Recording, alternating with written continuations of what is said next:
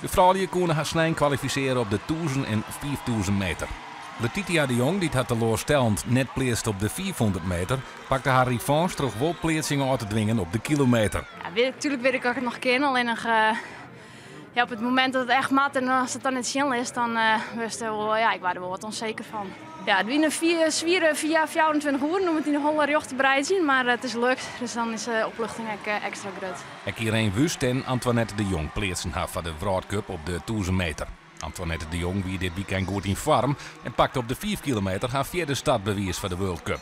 Maar de verrassing van het weekend, ik werd op de 4 kilometer wie toch wel Reina Anema van de Gediek. Zij pakte 3 tickets voor de World Cup.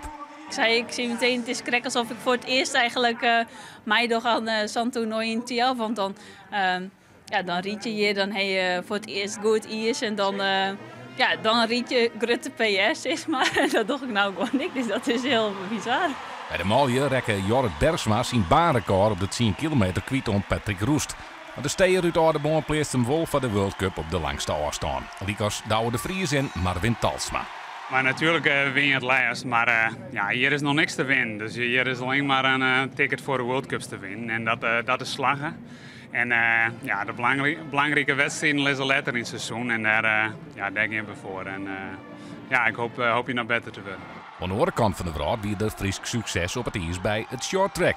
Susanne Schulting pakte op de World Cup in Salt Lake City goud op de 1000 meter. Nadat ze sneur en al zilver pakt hier op de 1500 meter.